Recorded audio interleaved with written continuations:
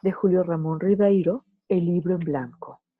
De pura casualidad me encontré con Francesca en el Boulevard Saint-Germain, y como hacía 2 o 3 años que no la veía, y como según me explicó se había mudado a un departamento a 2 pasos de allí, subimos a su piso a tomar una copa.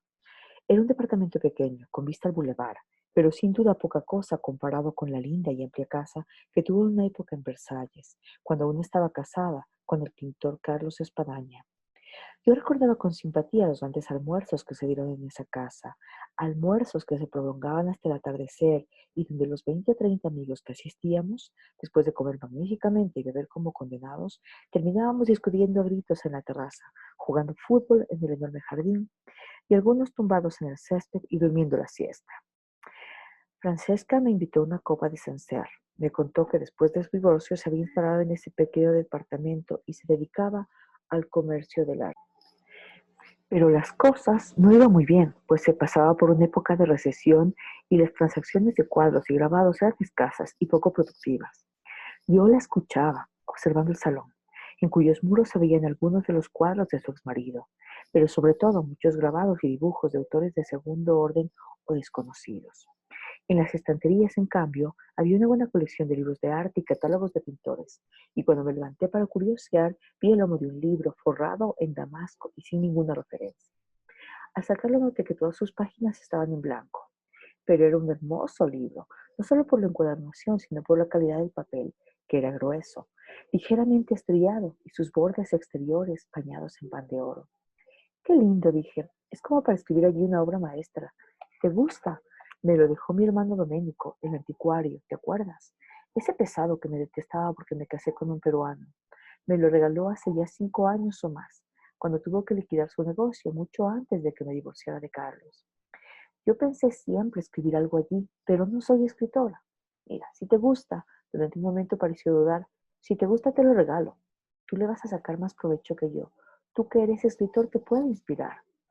Francesco insistió y terminé por aceptar, pues yo era aficionado a ese tipo de cuadernos raros, antiguos, que me servían para tomar notas o para dibujar. Ya me imaginaba escribiendo en esas páginas sentencias o microtextos memorables. Luego de una larga cháchara me levanté. Francesca tuvo la gentileza de acompañarme hasta el ascensor y se despidió con un abrazo que yo encontré agradablemente caluroso.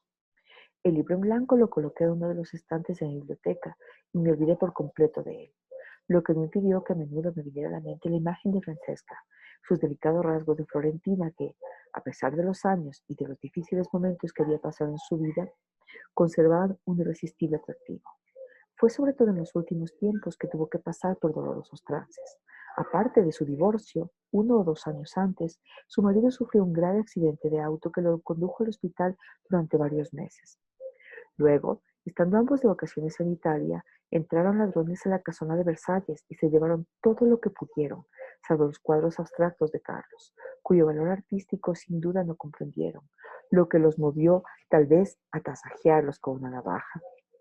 Siempre pensé que lo que más le dolió a Carlos no fue que destruyeran sus cuadros, sino que no se los llevaran, desdeñándolos por los sofás, el televisor o la refrigeradora. Lo cierto es que este incidente lo puso de un humor de perros. Su vida en común se hizo insostenible y meses después se divorciaron. Dejé de ver a Francesca durante un año o más hasta que reapareció en mi vida en circunstancias particulares. Mi situación de trabajo, era traductora en una agencia de noticias, se había ido deteriorando a raíz de la llegada de un nuevo jefe, un cretino que no admitía que los periodistas tuvieran veleidades literarias. Un día me sorprendió en un momento de poco trabajo leyendo Proust y esto lo sacó de quicio. Leyendo novelas, exclamó, y nada menos que en busca del tiempo perdido. ¿Cree que está aquí para perder el tiempo? Así haya momentos de calma. Los redactores deben aprovecharlos para releer los cables del día o para repasar el manual de redacción de la agencia. Como castigo por lo que a sus ojos era una gravísima falta, me pasó al turno de la noche y tuve que trabajar durante meses de 1 a 7 de la mañana. Esto trastocó todos mis hábitos. Me era difícil dormir de día, comía horas imposibles y finalmente resurgió una antigua úlcera estomacal. Sufrí una hemorragia y terminé en el hospital operado de urgencia. Estuve gravísimo y fue entonces cuando Francesca reapareció. Se enteró de mi percance a través de la amiga con la cual yo vivía y vino a verme casi todos los días al hospital. Me traía frutas, revistas, mostrándose muy solícita y alarmada por mi salud. Durante sus gratas visitas me contó que su situación había al fin mejorado, pues había producido un nuevo boom en el mercado del arte y había hecho excelentes negocios. Al fin me dieron de alta y pude reanudar mi vida normalmente. Normalmente es un decir, pues mi jefe volvió a sorprenderme un día leyendo esta vez Elogio de la pereza de Bertrand Russell.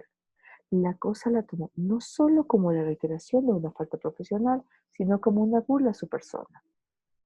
Empezó entonces a hostigarme a tal punto que mi vida en la agencia se volvió insoportable y no me quedó otro remedio que presentar mi carta de renuncia. Pasé unos meses viviendo de mi indemnización mientras buscaba otro trabajo.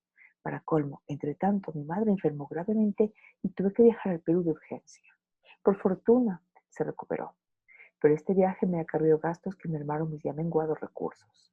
De regreso a París, empecé a vivir de trabajos esporádicos y mal pagados, clases de español, traducciones al destajo, en estrechez y la incertidumbre, al punto que mi amiga me dejó y quedé sumida en la soledad y la melancolía. Para olvidar estos malos momentos, recibía de cuando en cuando en mi pequeño departamento a 3 o 4 amigos, escritores, tan desvalidos como yo, para beber vino barato, compartir nuestras desventuras e ilusionarnos con las obras maestras que esperábamos escribir. El único que tenía realmente talento y gozaba de mejor situación era el poeta Álvaro Chocano. Luego de años de pellejerías, había conseguido entrar en la editorial Gallimard como lector y se había casado hacía poco con una profesora francesa de liceo. Era el único además que se entretenía en husmear en mi biblioteca, a diferencia de los otros, que jamás se dieron el trabajo de mirar otra cosa que mi bar. Fue así que una noche descubrí el libro en blanco, del cual me había olvidado por completo. Acarició su forro de damasco, olió sus gruesas páginas de filo dorado y a tal punto lo noté fascinado por la belleza y la rareza de este precioso objeto que en un momento de desprendimiento se lo regalé. Para que escribas tus mejores poemas, le dije. Es un libro de notas florentino del siglo XVIII. Yo jamás pude poner en él una línea. Algún tiempo después conseguí un trabajo seguro y dejé de frecuentar a mis amigos. Como periodista de los programas en español de una radio francesa, tenía que preparar los noticieros, hacer entrevistas y reportajes, de modo que disponía de poco tiempo para el vino y las amanecidas literarias. Por otra parte, mi relativa bonanza y estabilidad me permitieron reanudar mis relaciones con la vieja amiga que me abandonó. Al fin me dije, la vida me volvía a sonreír. De pronto me enteré de algo que me acongojó. Álvaro Chocano se encontraba mal. Me lo dijo Monique, su esposa, una noche en que me llamó por teléfono muy preocupada. Tenía mareos, insoportables dolores de cabeza. A veces se desvanecía. Prometí ir a verle y el día en que me disponía a hacerlo, Monique me avisó que lo había hospitalizado. Al parecer tenía un tumor en el cerebro. Día después lo operaron.